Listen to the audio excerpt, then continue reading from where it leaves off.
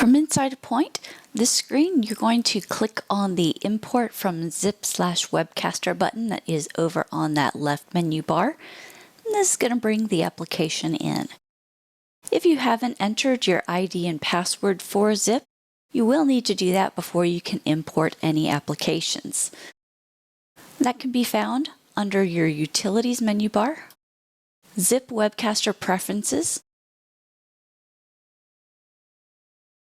You do want to make sure that the top radio button says Connected to and has Zip selected. The top left box, the administration login information, you will need to have this filled in. The administration email will be your email. The password will be the password that you set up for Zip, not that you use for Point unless you use the same.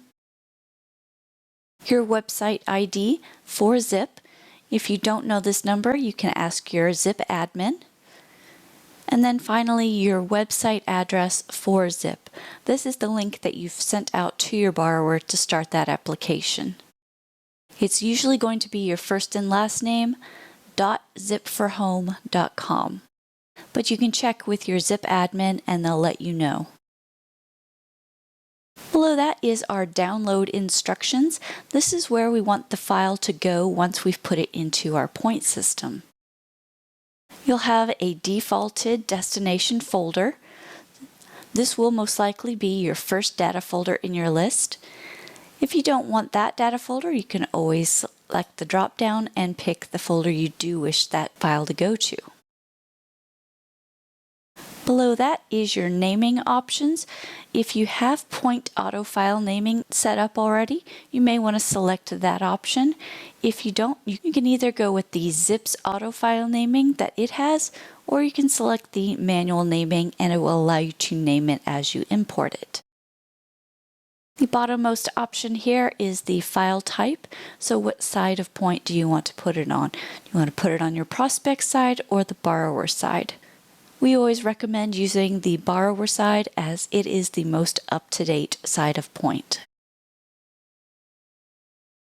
Now that we've made sure that we have our ID and password for Zip set up, I'm going to click my Import from Zip/Webcaster button and pull our application in. A box will pop up that shows me all of the applications that I have to pull in, and we can see Sally Sample's name in there.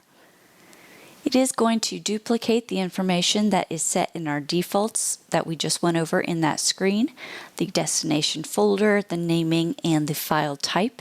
So if you did want to override that, you could make that selection here. We're going to go ahead and click the Import button and bring that file into our system. We'll see that blue line complete at the bottom, and we'll get a new pop-up that says the file has been created for us. So now we can click Done, close this box out. If you have any questions, please reach out to our customer support at 1-800-342-2599.